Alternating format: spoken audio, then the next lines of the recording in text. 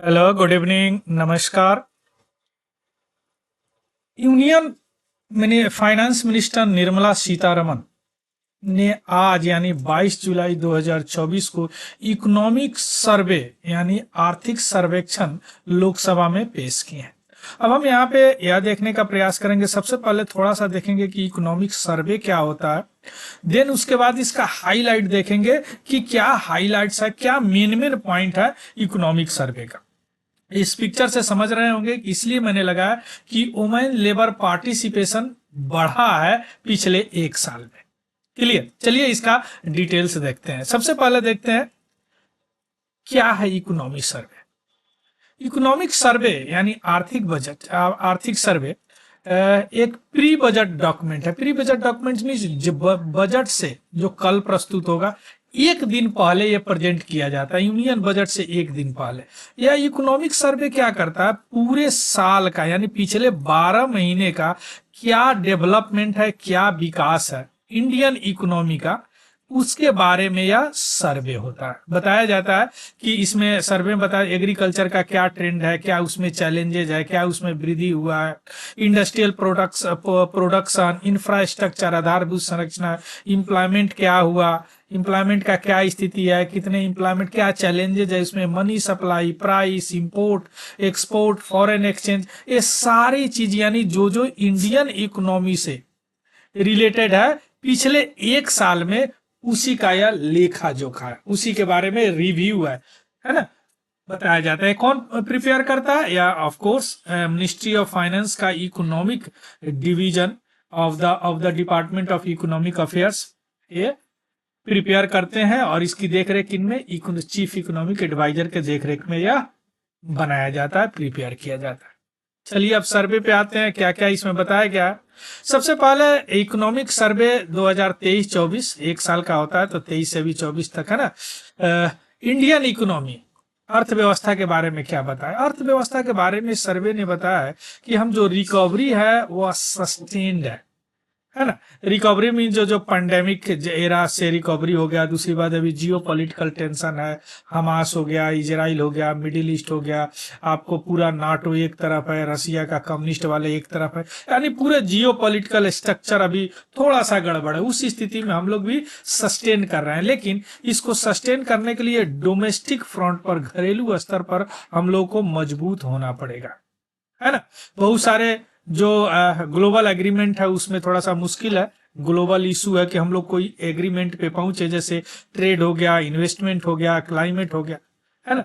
इसके अलावा सर्वे point out किया कि आरबीआई जो है इंडिया का बैलेंस पेमेंट है ना, उसके माध्यम से आरबीआई ने बताया है कि बैलेंस पेमेंट में इन्वेस्टमेंट इंटरेस्ट जो है ना एक्सटर्नल इन्वेस्टर का, वह थोड़ा सा कम हुआ है, यानी बाहर का लोग इंटरेस्ट यहाँ पे इन्वेस्ट करना, इन्वेस्टमेंट इंटरेस्ट उनकी इच्छा थोड़ा सा कम हुआ है।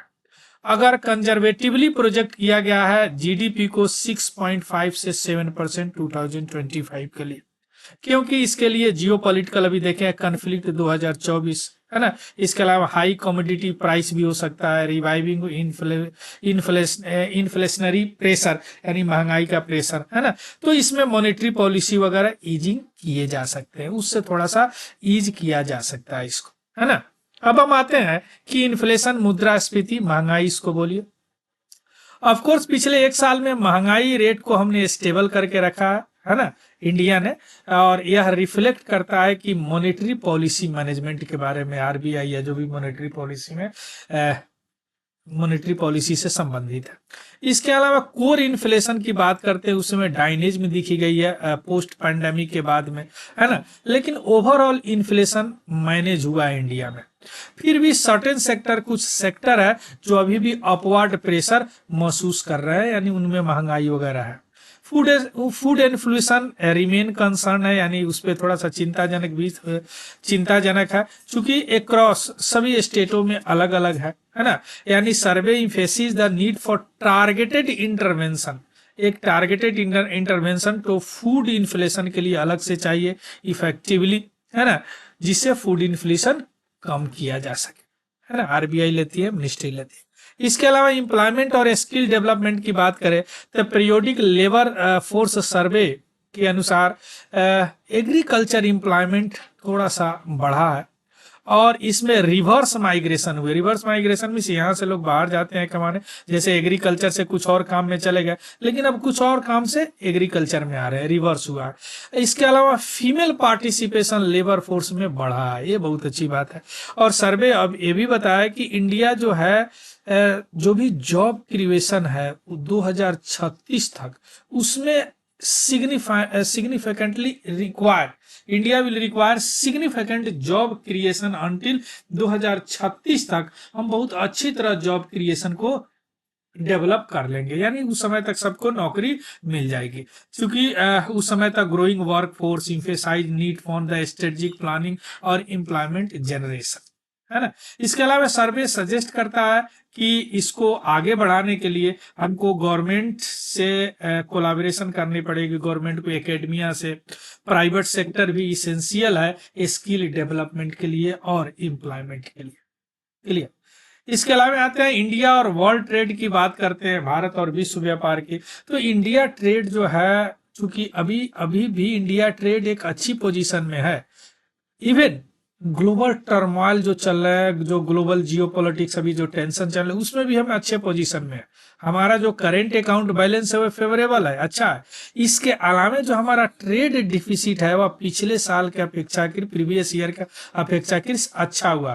ट्रेड डिफिसिट उसको बोलते हैं अगर कोई चीज हम यहाँ से भेजते हैं, कोई चीज मंगाते हैं, है ना, तो जो भेजते हैं और मंगाते हैं दोनों के बैलेंस को घटाने के बाद ट्रेड डिफिसिट होता है। तो यह अगर पॉजिटिव होता है, अच्छा होता है, मीन्स ज्यादा हम भेज रहे हैं, कम मंगा रहे हैं। क्लियर।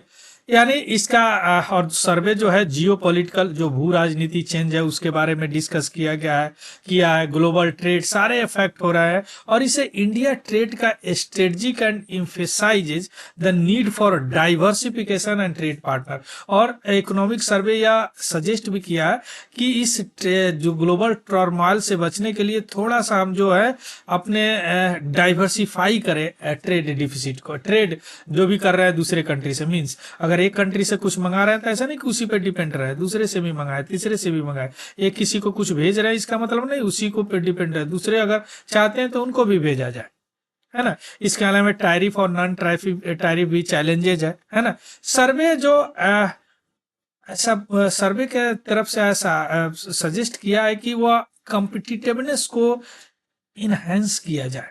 इससे क्या होगा, जो चैलेंजेज है ऊपर उसको अच्छी तरह नेविगेट किया जा सकता है, जैसे हम बोले कि डाइवर्सिफाई करना, है ना। अब इसके अलावा सस्टेनेबिलिटी एंड सोशल सेक्टर की बात की है तो इंडिया एक अच्छा प्रोग्रेस किया है एसडीजी सस्टेनेबल डेवलपमेंट गोल में, है ना। इसके अलावा बहुत सारे इसमें एरिया को इम्प्रूवमेंट किया है, और जो भी ऑन गोइंग चैलेंज है सोशल वेलफेयर और इकोनॉमिक एम्पावरमेंट में उसमें भी यह इम्प्रूव करेंगे, ऐसा सर्वे कहता है। सर्वे इस पे जोर दिया है कि सोशल वेलफेयर प्रोग्राम पे सर्वे ने जोर दिया है कि सोशल वेलफेयर प्रोग्राम होना चाहिए। इससे क्या होगा कि जो भी मार्जिनलाइज्ड कम्युनिटी है वह एम्पावर होंगे, पार्टिकुलरली यानी विशेषता महिलाएं और रूरल पॉपुलेशन पे जोर दिया गया है। इस सब के प्रोग्रेस के अलावे सर्वे जो है एक परसिस्टेंट चैलेंज भी आइडेंटिफाई किया है, जो कि इंक्लूसिव ग्रोथ में चैलेंज है और उसको दूर करने का उपाय भी बताया गया। क्लियर। इसके अलावा आते हैं अब एग्रीकल्चर एंड एमएसएमई।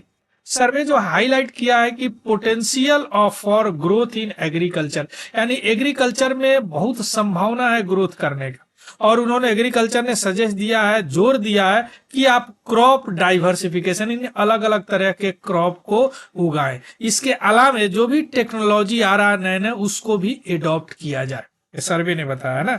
इसके अलावा एमएसएमई यानी लघु और मध्यम उद्योग को इकोनॉमिक ग्रोथ के लिए बहुत क्रूशियल माना गया, और ऐसा माना गया है कि यह जो एम्प्लॉयमेंट जनरेशन, रोजगार और इनोवेशन यानी अभिनव में भी एक रोल प्ले कर रहे हैं। सर्वे पॉइंट आउट किया है चैलेंजेस के भी बारे में जो ये फेस करते हैं, कौन, एमएसएमई, जैसे फाइनेंस और मार्केट का चैलेंज फेस करते हैं, इनको भी पॉइंट आउट किया गया है सर्वे की तरफ से।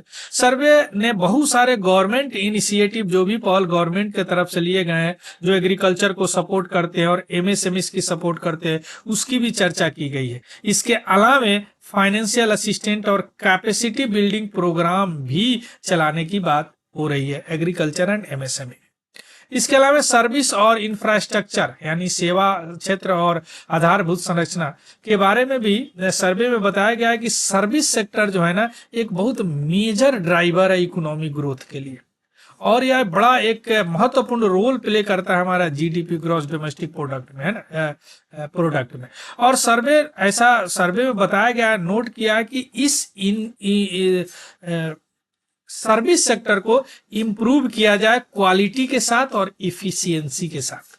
सर्वे में चर्चा हुई है कि क्रिटिकल रोल ऑफ इंफ्रास्ट्रक्चर। अब इस सर्विस सेक्टर के लिए इंफ्रास्ट्रक्चर का रोल बहुत क्रिटिकल है, और जो इकोनॉमिक ग्रोथ में बहुत बड़ी भागीदारी है इनके, और इसको पब्लिक इन्वेस्टमेंट इनिशिएटिव और इनहैंस इंफ्रास्ट्रक्चर की भी बात की गई हुई है। इसमें हाईलाइट किया गया है जो भी on going public investment initiative है और इंफ्रास्ट्रक्चर है। इंफ्रास्ट्रक्चर भी बहुत बड़ा रोल प्ले करता है इकोनॉमिक ग्रोथ में। इसका चैलेंजेस की भी बात की गई, जैसे फाइनेंसिंग हो गया, प्रोजेक्ट एग्जीक्यूशन हो गया, इंफ्रास्ट्रक्चर डेवलपमेंट में जो भी बोटलनेक है, जो भी असुविधा है, उसके बारे में भी चर्चा किया गया, और इसका स्ट्रेटेजिक सॉल्यूशन, रणनीतिक सॉल्यूशन निकालने की बात की गई है, जरूरी है। क्लियर। इसके अलावा एनर्जी और क्लाइमेट चेंज, जो आजकल का इकोनॉमिक डेवलपमेंट, यही दो चीजों पे डिपेंड करता है, चूंकि हमको एनर्जी भी चाहिए और क्लाइमेट भी बचाना है।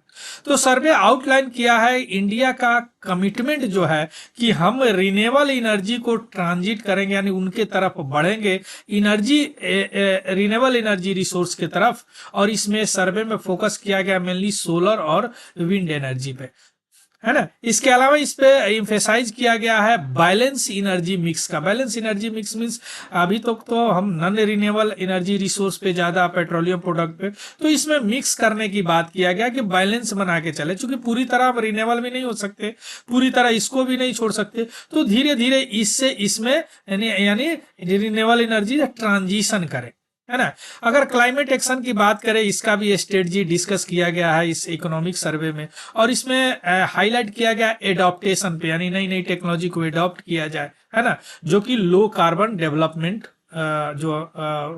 विकास को आगे बढ़ाए। इसके अलावा सर्वे जो है रिव्यू किया है इंडिया का इंटरनेशनल कमिटमेंट का, जो भी हम क्लाइमेट में इंटरनेशनल कमिटमेंट करते हैं, जैसे क्लाइमेट फाइनेंस की बात हो गया, या कोई कोलैबोरेटिव एफर्ट हो गया जो क्लाइमेट चेंज के चैलेंज को एड्रेस करता है, इसकी भी रिव्यू किया गया इस इकोनॉमिक सर्वे में। So this is all about the economic survey, जो हाईलाइट था। अब कल बजट प्रस्तुत होगा, देखिए उसमें भी कुछ अगर नई चीज आते हैं तो मैं कल आपको प्रस्तुत करूंगा, डिस्कस करूंगा। इसका PDF Telegram channel Tiwari general study पे आपको मिल जाएगा, वहां से देख लीजिएगा। अगर इन्फॉर्मेटिव लगा हो तो प्लीज लाइक शेयर सब्सक्राइब करना नहीं भूलिएगा। So thank you, have a good day and happy learning.